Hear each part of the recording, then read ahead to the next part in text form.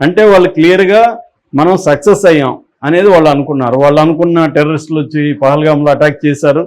మనం పోయి అక్కడ టెర్రరిస్టులని ఏమీ చేయలేదు. పెద్ద టెర్రరిస్టులు ఎవరు అరెస్ట్ కాలేదు. మసూద్ అజర్ లాంటి వాళ్ళు ఎవరు కూడా మనకు పట్టుబడలేదు. సో మన దావుద్ ఇబ్రాహిం కావచ్చు, టైగర్ మెమన్ కావచ్చు, వీళ్ళందరూ అంటే మన దేశంలో మేజర్ టెర్రరిస్ట్ యాక్టివిటీస్కి కారణమైన అతిపెద్ద టెర్రరిస్టులు ఎవరిని కూడా మనం పట్టుకోలేదు.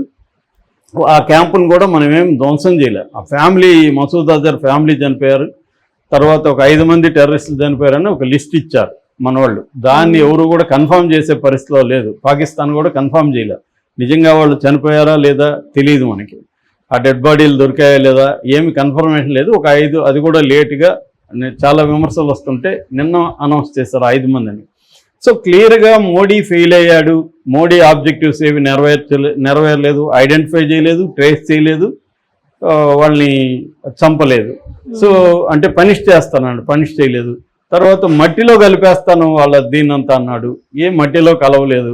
వాళ్ళు ఏం చెప్పుకుంటున్నారు, మనం ఎట్లాగైతే వాళ్ళ ఎయిర్ బేసుల్ని 11 ధ్వంసం చేశామని నిన్న మనం అనౌన్స్ చేశాము, వాళ్ళ దీంట్లో కూడా చూస్తే వాళ్ళు కూడా అనౌన్స్ లిస్ట్ ఇస్తున్నారు. మన ఎయిర్ బేసుల్ని ఎక్కడెక్కడ ధ్వంసం చేశామని వాళ్ళు చెప్తున్నారు.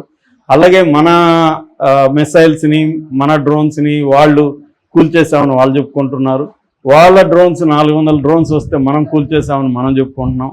ఇది జరుగుతుంది తప్ప యుద్ధంలో క్లియర్ ఆబ్జెక్టివ్స్ డిసైడ్ అయ్యి యుద్ధానికి వెళ్ళినాం. ఆ క్లియర్ ఆబ్జెక్టివ్స్ నెరవేరక ముందే ఎందుకు విత్డ్రా చేసుకున్నాం? మోడీని అతను ఎందుకు భయపెట్టాడు? ఇంత యుద్ధం జరుగుతుంటే ఒక పక్క IMF ఇప్పుడే $1 బిలియన్ పాకిస్తాన్కి బెయిల్అవుట్ ఇచ్చింది. IMF అంటే అర్థం అమెరికానే. అమెరికా లేకుండా IMF లేదు. సో IMF అంటే అమెరికా ఇంత యుద్ధం జరుగుతుంటే ఒక పక్క $1 బిలియన్ ఇచ్చి మోడీకి వ్యాన్స్ ఫోన్ చేసి, JD వ్యాన్స్ ఫోన్ చేసి బెదిరించాడు అనేది వాళ్ళు చెప్పుకుంటున్నారు.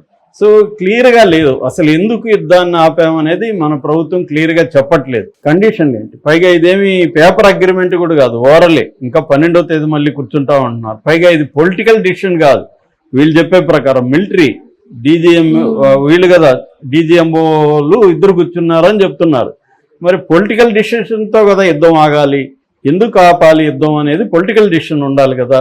దానికి ఒక అగ్రిమెంట్ ఉండాలి. క్లియర్గా ఆబ్జెక్టివ్స్ ఇప్పటివరకు ఏం సాధించామని చెప్పాలి. అవేమన్నా చెప్పారా ఇప్పటివరకు? మన ఫారెన్ సెక్రటరీ కానీ వీళ్ళెవరు కూడా మనం ఏమి సాధించాం యుద్ధం వల్ల అనేది ఏమీ చెప్పలేదు. పాకిస్తాన్ మాత్రం మనం సక్సెస్ అయినాం, ఇండియన్ అగ్రెషన్ని మనం ధైర్యంగా ఎదుర్కొన్నాం.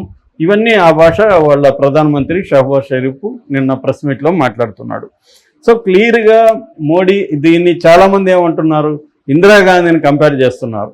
ఇందిరాగాంధీ చూడు, ఎవరు చెప్పినా ప్రపంచంలో ఎవరు చెప్పినా వినలేదు, పాకిస్తాన్ నిట్టనిలువుగా చీల్చేయగలిగింది.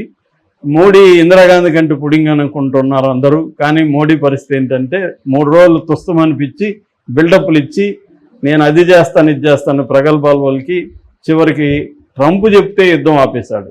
పైగా మోడీ అనేకసార్లు డిక్లేర్ చేశారు, మేము థర్డ్ పార్టీ ఇంటర్వ్యూన్ అవ్వడానికి లేదు పాకిస్తాన్కి మాకు మధ్య, మా ఇది ద్వైపాక్షికంగానే మేము తీర్చుకుంటాము అని అనేకసార్లు చెప్పారు.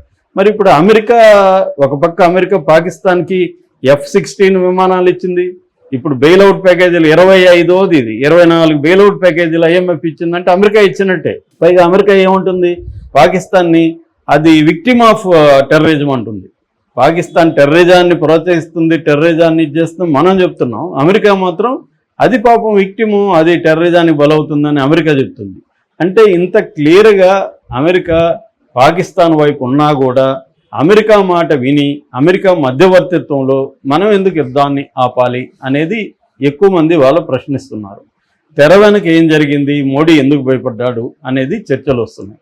అయితే ఇక్కడ రెండో వెర్షన్ చూసుకుంటే మనం మోడీకి సపోర్ట్ చేసేవాళ్ళు కొంతమంది ఏం మాట్లాడుతున్నారంటే, అసలు యుద్ధం మనం కోరుకోలేదు, మనం అసలు ఎందుకు వెళ్ళాం, ఆపరేషన్ అది ఎందుకు స్టార్ట్ చేసామంటే పదే టెర్రరిజాన్ని మన దేశంలో వాళ్ళు ప్రోత్సహిస్తూ మన ప్రజల్ని మిలిటరీని చంపుతున్నారు కాబట్టి దీనికి బుద్ధి చెప్పడానికే మనం ఆపరేషన్ సింధూర్ చేసాము. అది కూడా మనం నాన్ మిలిటరీ నాన్ సివిలియన్ వాటి మీదే మనం చేసాము, అటాక్ చేసాము.